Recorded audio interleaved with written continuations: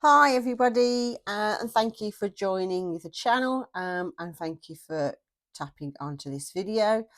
Um, on this channel we talk about everything and anything post redundancy. And the reason why I started this channel off is because 2 weeks ago I was officially told that after working for a company for over 20 years that I'm going to be made redundant. It's still really a strange sentence to say, and it still feels really quite raw. But I wanted to be open and honest about my feelings, and how this is impacting me. And because I know so many people are going through the same similar situations with regards to life change, I wanted to really focus on the mental noise, and the mental impact, because that can really be quite huge. Now, this video isn't about blame or going into any detail with regards to the company. It's more about the emotional side of redundancy, the mental noise that comes with that, and some general tips that can really help you stay grounded in a situation when it's pure uncertainty. So let me start with this. Redundancy is hard. It's not just the fact that you've lost your job. It's more the fact that you've lost routine, you've lost identity, you've lost stability in a place that you've given years of your life to, and in my case, 2 decades. When you've been somewhere for a length of time, it becomes part of you, it becomes part of your identity. So when someone says to you, "How are you?" or you introduce yourself, you'll say, "My name is Emily." And you'll say, "I'm so and so and so and so, and my job is," because that's your identity. That's how you introduce yourself. And then all of a suddenly, that's gone. How do you introduce yourself now? So when all that's gone, it's a shock. Let's put it that way. And it's okay to feel shocked. It's okay to feel angry and sad and confused, and in some cases, even numb. Whatever it is that you're feeling, it's not a weakness.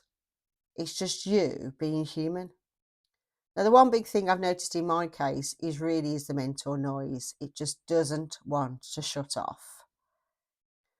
The constant noise, the overthinking, the questions that keep looping around and around and around in your mind. Questions like, well, what am I going to do now? What does my next 3 months look like? What do people think of me? Was I not good enough? Could I have done better? What did I do wrong? If you're experiencing this too, then please know this. Mental noise doesn't mean that you're failing. It means that your mind is trying to process a major life event. Anyone would feel unsettled with such a big life change. So let me share a few things that have helped me stay grounded. Now, these are magical fixes by no stretch of the imagination, but they can help you just manage yourself through the day. Just get through that day. That's all you're trying to do right now, is just get through your day. So my first tip is try and keep a routine. Now, I'm not going to say that I've done this, because I haven't. I haven't kept a routine. I can be up at 3 o'clock in the morning. I can be up at 10 o'clock in the morning. I can be up at 1 o'clock in the afternoon. I don't always get dressed. Sometimes I get dressed and sometimes I don't. And to be fair, I haven't left this house for the last 4 days. So I am no picture of perfectness at all. And quite honestly, while I'm talking to you, I'm probably talking to me too. But yeah, try and keep a routine.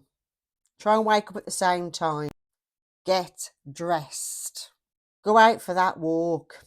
Move your body. Doesn't have to be much. Emily, doesn't have to be much. But try and get out. Try and get some fresh air. It will help, I'm sure.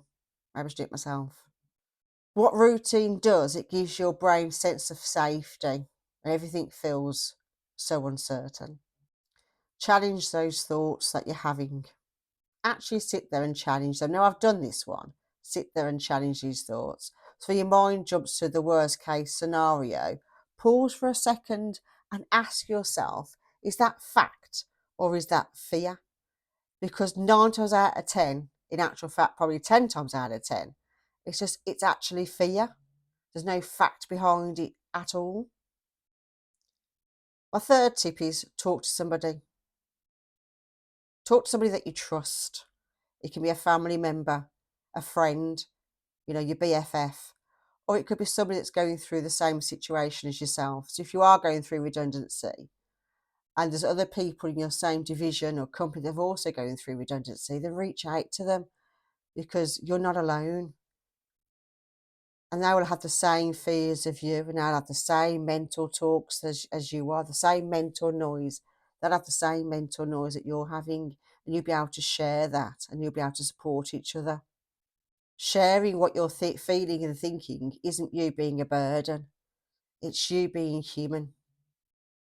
Now, my tip 4 is something that, for me, I probably did post week 1, probably into week 2, and that is to start looking at taking small steps for your future. So thinking about, what does your CV look like? Is it something that needs updating? Can it be brushed up a little bit? Can it be made a little bit more relatable?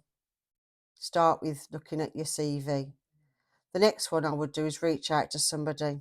If you're going through mental noise, and reach out to somebody, or reach out to somebody with regards to your CV and see whether it's actually okay to be able to send out, or does it need tweaking? Sometimes having someone look at your CV can probably give you another aspect to that CV that you probably hadn't thought about, give you some tips as how to make it better. Look at a training course. Now, I've done this. I've looked at a training course. I've looked at what do I want to do next, and my brain's reeled, so I've thought of all sorts of different things: dog walking, painting, you name it, I've thought of it. But I've also looked at courses with regards to painting, looking at day courses and week courses, and, courses that are even longer. But just start looking at different things, see what you kind of would like to do and what's a big fat no-no. And I've also done this recently. When I say recently, I'm talking yesterday, recently, and that's apply for a job. So my CV is up to date, as best as it can be.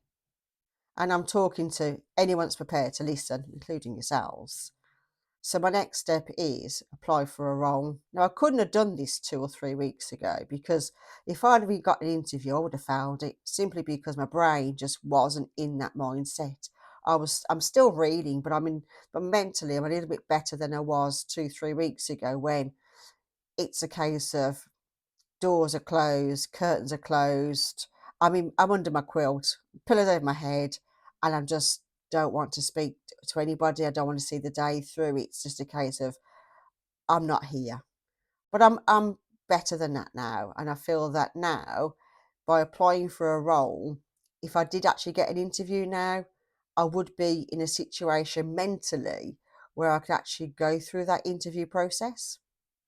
Which leads me on to my next tip, and probably the most important one, which is look after yourself. Redundancy is a business decision. It's no reflection on the value as you as a person, your skills or your experience, and definitely not your character. Note that, this is just a company restructuring so that it can still stay alive. It can move forward in its next 3 years worth of 3 years of strategy that they've got mapped out. It's not a reflection on you as a person. Now, if you are finding things difficult, there are organisations that you can reach out to, such as NHS Talking Therapists, a company called Mind, who also have counsellors that you can talk to. There's Samaritans.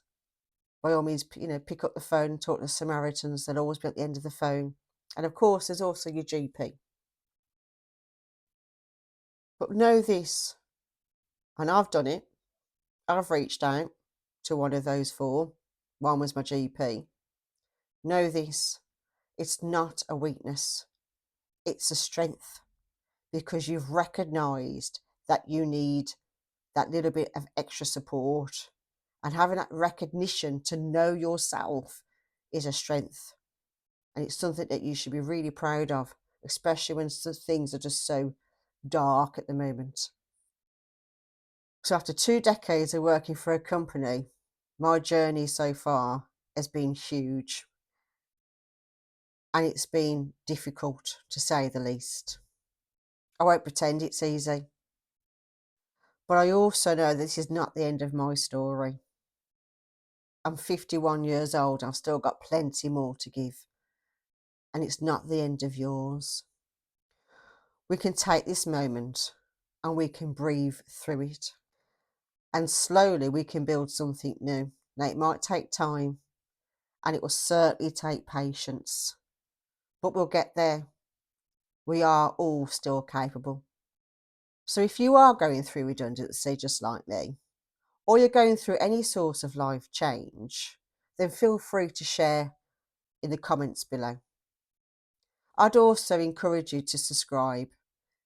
And the reason for that is because it'd be great to know that there's people out there supporting me, but also it would be able to then help this channel get further, so that way then this channel can help others too. So this was a short one, a short video in comparison to my other two. But I just want to say, look after yourselves. You're not alone. I'm here. Share your comments, share your story. I certainly will reply. We can do this together. Please take care, look after yourself, and I'll speak to you soon. Bye for now.